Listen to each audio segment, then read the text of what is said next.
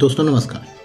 आपके अपने YouTube channel normal academy पे आपका स्वागत है। रस खान का जीवन परिचय। जी हाँ, आज हम देखेंगे रस खान का जीवन परिचय। पूरा नाम सैयद इब्राहिम रस खान। जन्म सन 1533 से 1558 के बीच लगभग। जन्मभूमि पिहानी हरदोई जिला उत्तर प्रदेश। मृत्यु सन 1628। कर्मभूमि महावन मथुरा। कर्म क्षेत्र कृष्ण भक्ति काव्य। मुख्य रचनाएं सुजान रस खान और प्रेम वाटिका। विषय सगुण कृष्ण भक्ति। भाषा साधारण ब्रज भाषा। विशेष योगदान प्रकृति वर्णन कृष्ण भक्ति। नागरिकता भारतीय।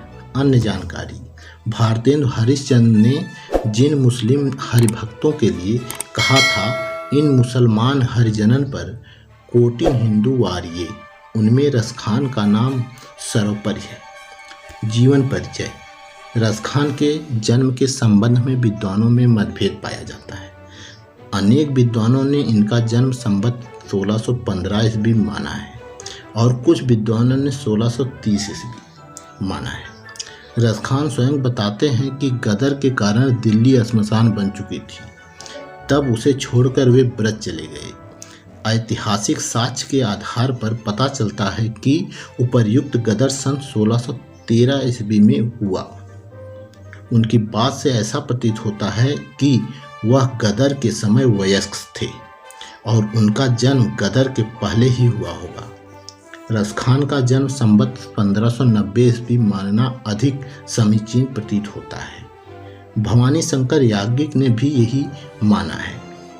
अनेक तथ्यों के आधार पर उन्होंने अपने इस मत की पुष्टि भी की है। ऐतिहासिक ग्रंथों के आधार पर भी यही तथ्य सामने आता है। यह मानना अधिक प्रभावशाली प्रतीत होता है कि रस खान का जन्म 1590 ईस्वी में हुआ होगा। जन्म स्थान। रस खान के जन्म स्थान के विषय में अनेक विद्वानों ने अनेक मत प्रस्तुत किए हैं। कई तो रस खान के जन्म स्थान पिहानी अथवा दिल्ली को मानते हैं, किंतु यह कहा जाता है कि दीपाली शब्द का प्रयोग उनके काव्य में केवल एक बार ही मिलता है। जैसा कि पहले लिखा गया कि रस खान ने गदर के कारण दिल्ली को श्मशान बताया है। उसके बाद की जिंदगी उसकी मथुरा में गुजरी। शिव सिंह सरोज तथा हिंदी साहित्य के प्रथम इतिहास तथा ऐतिहासिक तथ्यों एवं अन्य पुष्ट प्रमाणों के आधार पर रस खान की जन्मभूमि पिहानी जिला हरदोई माना जाए। हरदोई जनपद मुख्यालय पर निर्मित एक प्रेक्षागृह का नाम रस खान प्रेक्षागृह रखा गया है। पिहानी और बिलग्राम ऐसी जगह है जहां हिंदी के बड़े बड़े एवं उत्तम कोट के मुसलमान कवि पैदा हुए। रस खान एक जागीरदार पिता के पुत्र थे, इसलिए इनका लालन पालन बड़े लाड प्यार से हुआ माना जाता है। ऐसा इसलिए कहा जाता है कि उनके काव्य में किसी विशेष प्रकार की कटुता का सरासर अभाव पाया जाता है। एक संपन्न परिवार में पैदा होने के कारण उनकी शिक्षा अच्छी और उच्च कोटि की हो गई थी। उनकी यह विद्वता उनके काव्य की साधिकार अभिव्यक्ति में जाहिर होते हैं।